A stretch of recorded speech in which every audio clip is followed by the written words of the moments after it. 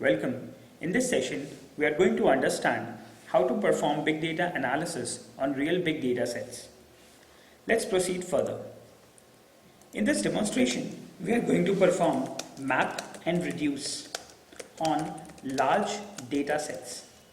In order to do this, first of all, I would like to get data sets, and I'm going to use a real data set from Chicago Crimes portal. This data set will be mapped into a structure, and let's call it as eMapper class. Now from eMapper class we are going to reduce, and that will be done using eReducer class. After we have reduced the value, we are going to output the values. So after output, what we'll do, we are going to get something like distinct crimes and their location. So in order to get the reduced output from a very large data set, we are going to perform the analysis. Let me take you to the real Chicago Crimes portal where a large data set is available. To do that, we'll go to Google. On the website google.com, we'll search for Chicago Crimes, and on the Chicago Crimes, we can go to this URL data.cityofchicago.org.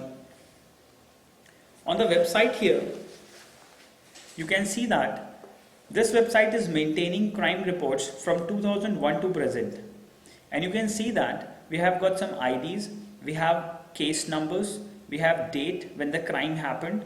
This is an updated list. We have a block, an IUCR number, primary type of the crime, description of the crime, and after description we have location description where that crime happened, whether an arrest has been made or not, whether the crime was a domestic crime or not, which was the nearest beat, the district, ward, community area, FBI code, last updated status, latitude, longitude, and location information. So there are a lot of information available on this website. Now this data set is a very large data set which is of zettabytes, petabytes, gigabytes or so. We have to take this gigabytes of data, and quickly we have to perform map and reduce function on this data set in order to get desired result. Before processing, I would like to export this large data set into a desired format. So we can download this data set into a desired comma separated values format, JSON format, and various other formats. For this demonstration, we are going to make use of the CSV file. The CSV file is located at a location here. So we are going to take the data set from this location, from cityofchicago.org, and we like to download the rows.csv file. So let me just quickly copy this URL, and I would like to download the data set on my cloud instance. To do this, I can quickly execute wget command. I'm going to paste the command, and I'm going to quickly start copying the data set. This data set is of gigabytes, so it may take some time to quickly download this data set. So we'll pause for a minute, and as soon as the data set is here, we are going to perform computations on this data set. As soon as the data set is downloaded, you can do a quick list, and you can see that we have got a rows.csv file. If you would like to see the size of the data set we are taking, let's execute ls-l, and you can see that rows.csv is around 1.2 GB or something. So now we are going to perform big data analysis on a data set which is of 1.2 GB size. So let's quickly proceed to the demonstration. So what we have is, we have a rows.csv file on which we want to perform our data analysis. To perform data analysis, we are going to copy the rows.csv file from our current file system to Hadoop file system. To quickly do that, we're going to make use of Hadoop. We're going to use the file system commands. We're going to put rows.csv and we are going to put that into the main directory.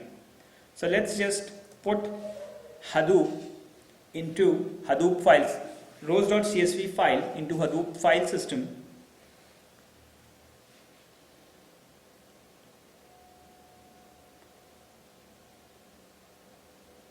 This rows.csv is a 1.2 GB file.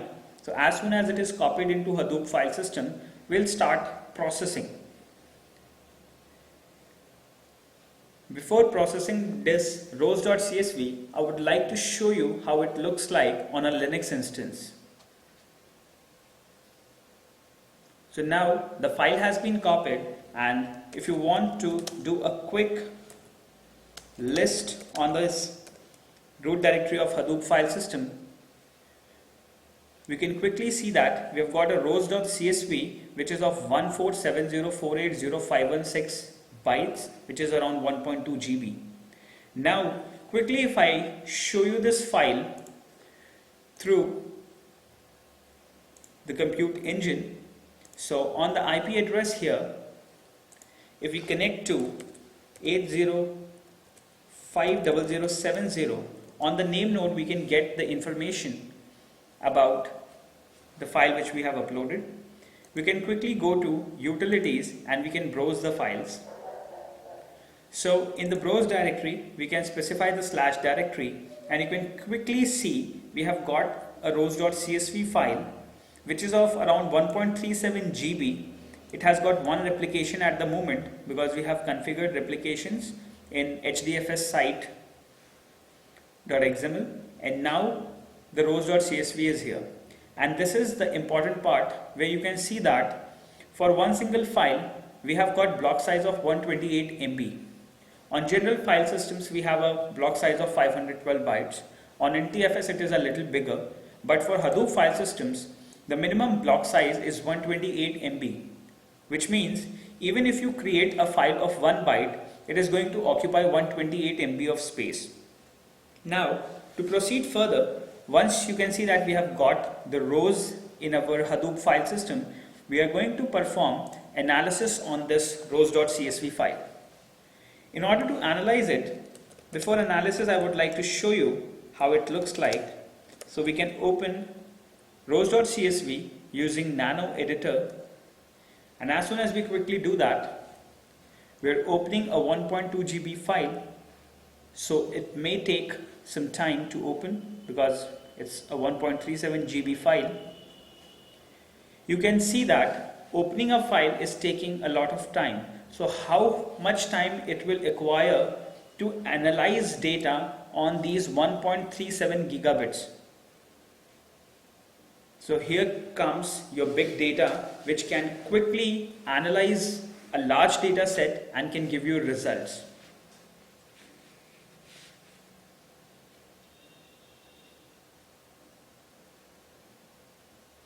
So we are waiting for the file to open.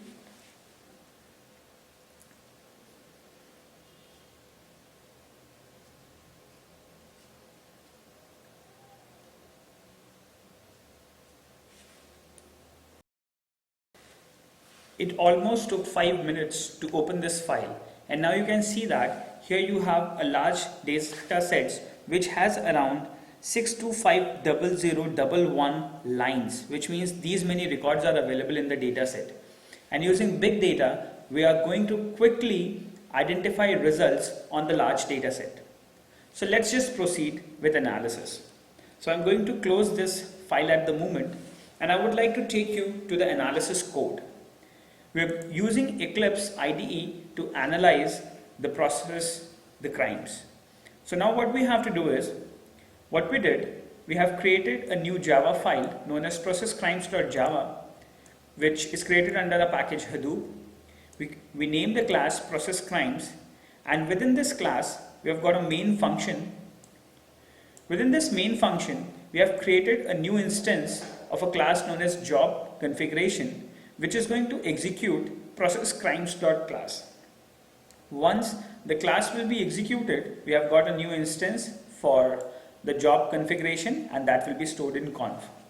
Now using this configuration, we can set name of the job which we want to do. So we are identifying crimes at locations. We are going to set map output key class. This will define what is the output after we have done mapping on the data set. This will define output type of the key. Then you can set map output value class. We have set that the map output will be in text type. Then we have specified the final output type, and the final output will also be of text type.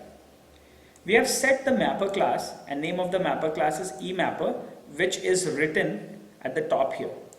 I'm going to quickly explain what eMapper is as soon as we progress further in the demonstration.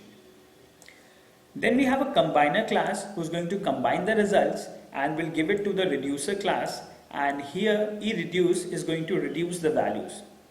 We have specified the input format will be in text input format, and the output format will be the text output format.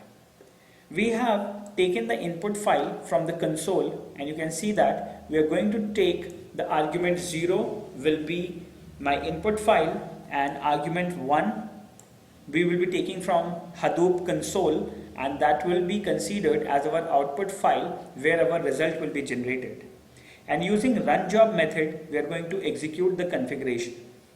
Now let me just quickly explain what map does.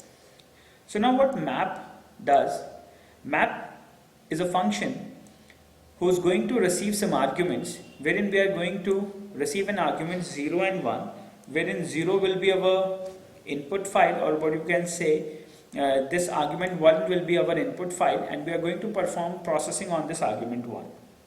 So let's say we have got the complete file and we have converted that into string. We have split that string with commas and we have stored it into index. Now depending on the index, we are going to fetch index number 6 and index number 7.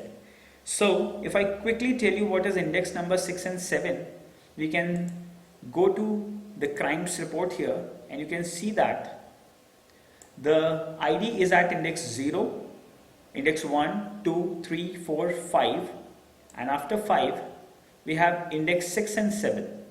So index 6 will be description of the crime, and index 7 will be location of the crime.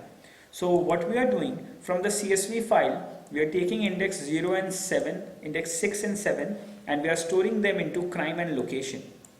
Once we are taking the values, we are going to send these values into our combiner and reducer function using the method collect. Now once we have sent the values here, now here in the reducer we are going to receive these values. So text will be, 1 will be the key, that will be your crime, and you will have individual values, and we are taking it in form of an iterator. We have created 2 array lists in order to store crime index in one array list and the locations in other list.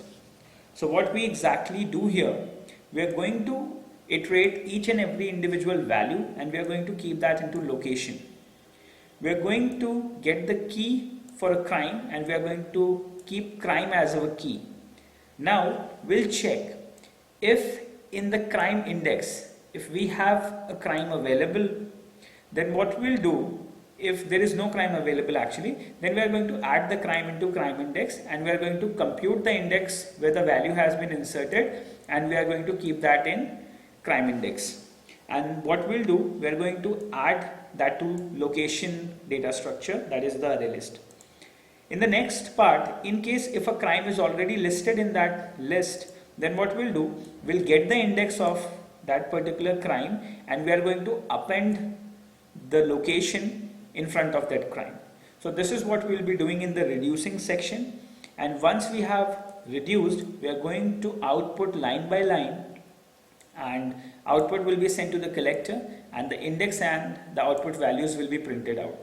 So this is our mapping and reducing function, wherein first of all, from a large data set, we are mapping the 6th and 7th column. After mapping the 6th and 7th column, we are reducing the column on a logical base, and the logical base is that if we have a crime already available in the crime list, then we are only going to add its location. So we are going to get a quick list of distinct crimes which happens at Chicago and the probable locations where that crime is occurred. So let's just copy the code here, and I'm going to show you how we can compile it and test it with mapper and reducer. So before compilation, I would like you to introduce you with a library which is required to compile this program. So to do that, let's just first copy the program, and we are going to take that program onto our master list. This program which I am going to copy in processcrimes.java is available in download transcript section. So you can quickly download the transcript and you can use processcrimes.java from the files. Now let's see. So what next we need to do? We are going to create a new file at the moment here. Let's just call that file as processcrimes.java. So this will be the name of the class. Within this file, I'm going to paste the code which I have just explained you.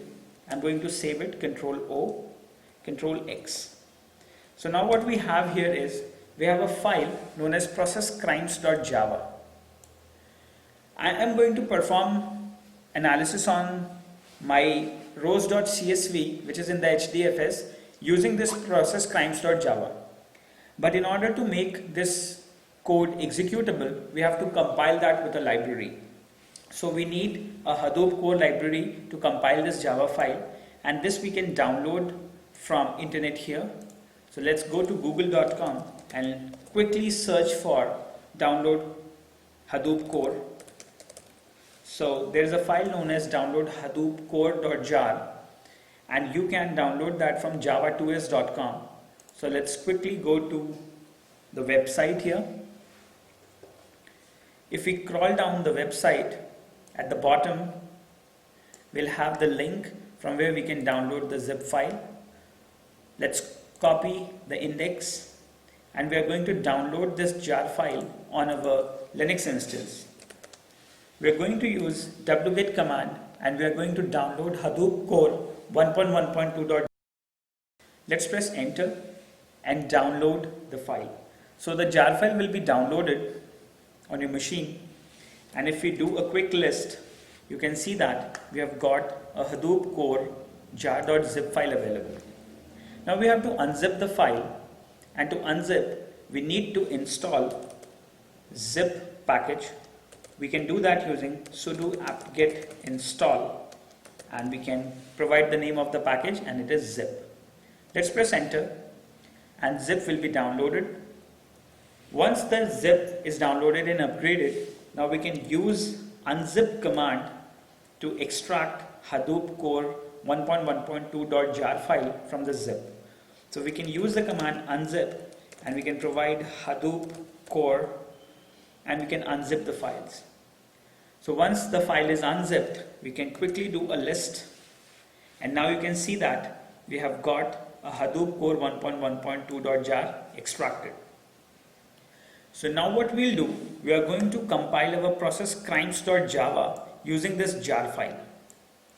Let's clear, and now we are going to compile our processcrimes.java using Hadoop core.jar. In order to compile the program, we are going to use Java compiler. We are going to provide the class path. The class path will take the Hadoop core.jar file, which is going to compile our class. Then we have to provide name of the file which we want to compile, and this will be our processcrimes.java. Let's just start the compilation.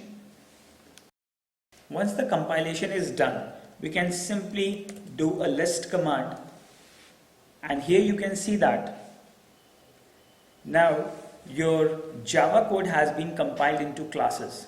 So first we have a processcrimes.class, then we have the emapper class, and we have eReducer class. In the next step, we are going to archive these class files into a jar file.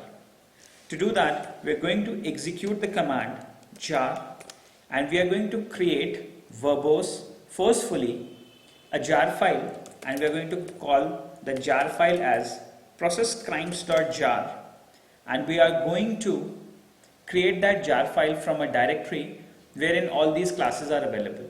So before executing this command, I would quickly like to put the class files into a directory, and let me just make the directory with the name Hadoop. I'm making the directory with the name Hadoop because in my Java code I have specified that the classes will be available in the package known as Hadoop. Hence, we have to put the classes into the Hadoop directory and then we have to make a jar file. To do that, in sudo make directory, we are going to make a directory known as Hadoop.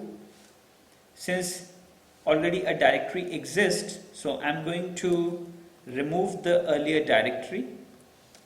In your machine, the directory will get created. So I'm going to remove my earlier directory in case if I have a directory available, and I'm going to make the directory again, sudo make directory Hadoop.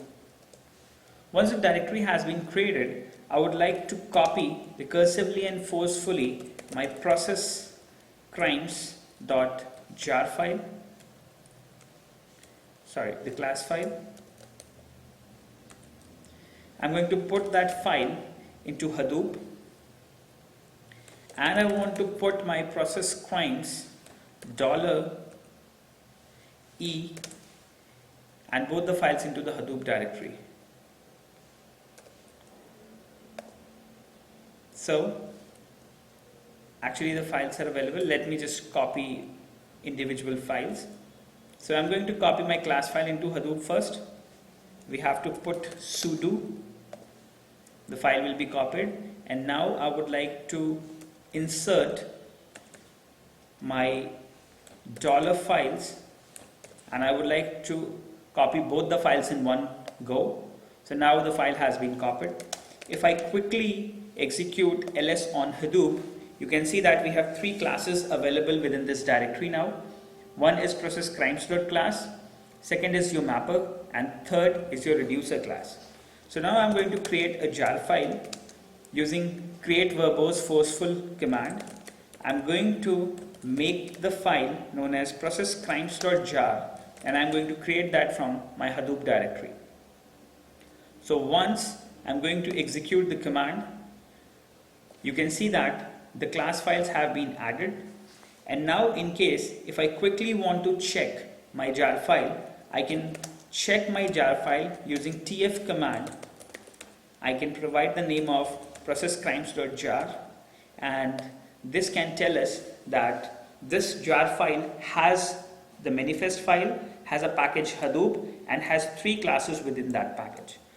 So now your jar file is ready, and using this jar file you are going to analyze your rows.csv, which is available in your Hadoop file system.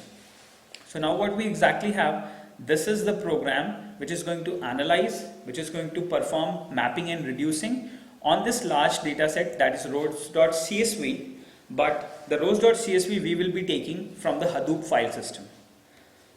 To do that, what we can simply do is, let's get started with mapping and reducing process. In order to map and reduce, we are going to execute Hadoop command, wherein we are going to execute a jar file. We're going to execute the jar file processcrimes.jar, and from this jar file we're going to access the package, and from the package we're going to execute the class name, and the name of the class is processcrimes.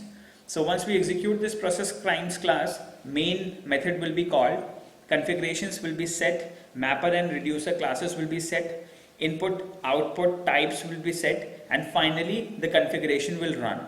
So once our job runs, processing will be done on rows.csv file. So we have specified our processcrimes function, and I would like to provide the input on which I would like to perform data. So I would like to perform my data from rows.csv from the Hadoop file system, and I would like to put the output in a directory known as output. So this is the syntax of executing a mapping reducing on a large data set using Hadoop. Let's press enter.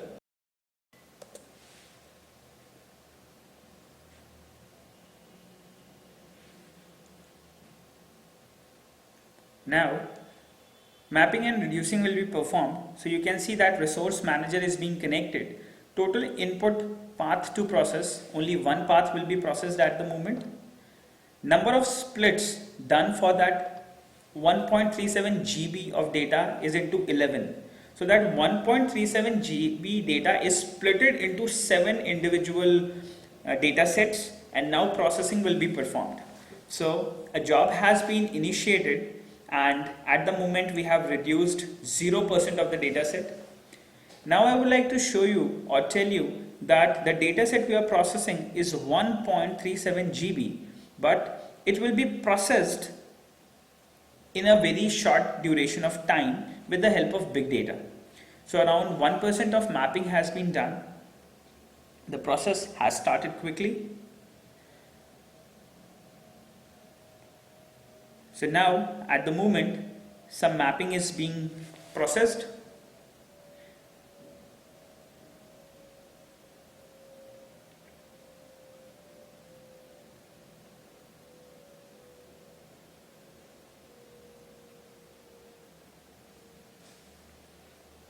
We have got around 55% of our data mapped onto the structures.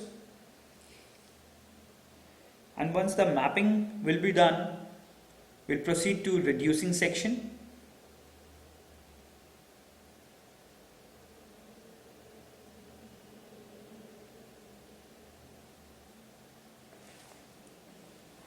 So around 56% of mapping has been done. And now you can see that reducer has also started. So at one section mapping is being done, and parallelly reduction on the data set is being done, and finally the output will be collected and we will get the results. So at the moment you can see that we have got all the things done, and let me just explain you what we have got. So at the moment here 100% mapping and reducing has been done, and the job which we have created was successfully completed. Now the number of bytes read were 7981, number of bytes written, this is some of the file system counters information.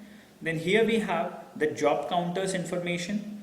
Here we have the map reduce framework, using which we have got some map outputs, then we have got some input splits, we have combined the values, then reducing has been done, shuffling has been done, and finally we have got some garbage collections, the CPU time spent to execute, physical memory taken, and then finally we have shuffle errors, and we have got no errors successfully.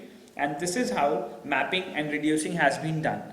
Now once mapping and reducing has been done, now I would like to show you how the output looks like. So output is created within the Hadoop file system, and if we can execute ls command on the root directory, we can quickly see we have got an output directory, and within this output directory let's just execute Hadoop file system ls on our output directory.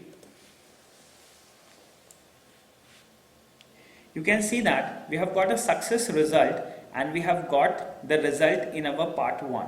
So finally, once your large data set has been processed, you have received the output in one file, and now what we are going to do, we are going to print the output from this file. So we are going to execute the cat command, which can get the contents from a file and will display it on the console. And I would like to show you the contents of the file part this. So now we are going to get the contents.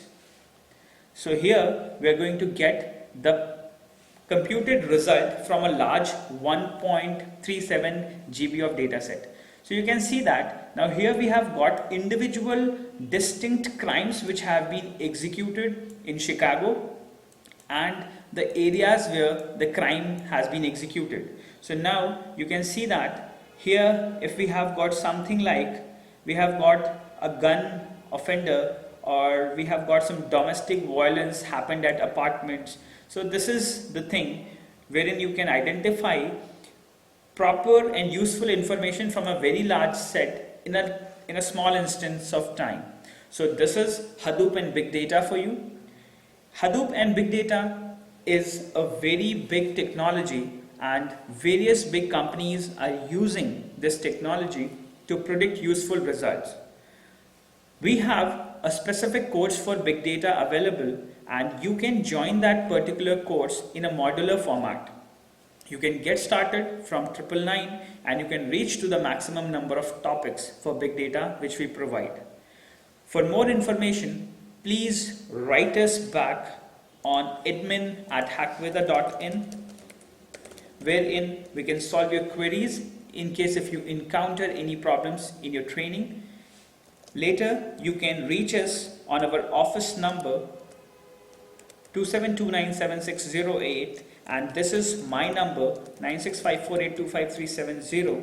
My name is Devanshu Shukla, and you can directly communicate to me if you have any queries, and if you want to proceed to learn big data and understand what technologies are being used at large companies to process petabytes and zettabytes of data and to predict good results. Thank you for watching. Thank you for attending this online workshop. We are proposing multiple more workshops using this online mode in the upcoming days. So we like you all to register for the workshops, learn more and more concepts, join our one-to-one and classroom training modules, and you can get complete information about our courses on our website hackweather.in. In the website, in the training section, you can quickly browse to the training section wherein you can get a list of the training courses available. You can get started for Adobe, Android, AngularJS, and there are many more courses. You can select your levels. At the moment, let's say for big data training, we have a beginner level available. You can select your levels, and at the moment we have a training around 8999 available, which includes 108 topics. You can simply download the course, you can register for the course, and you can do a lot of stuff. Moreover, in order to stay updated with latest technologies which we are covering in our trainings and the latest workshops and trainings which we are organizing, you can quickly get the information from the campus section. So you can reach to the campus section, you can get the list of information. In case if you are looking for a specific technology, you can use the search bar here and you can get information about the technologies using the search feature. So I hope this workshop is useful to you. Please give us your feedbacks on our website hackweather.in, feeds.html, and in case if you like our video and this big data workshop, you can give us some reviews on Google as well. So thank you for watching the video. For problems, contact me. Thank you.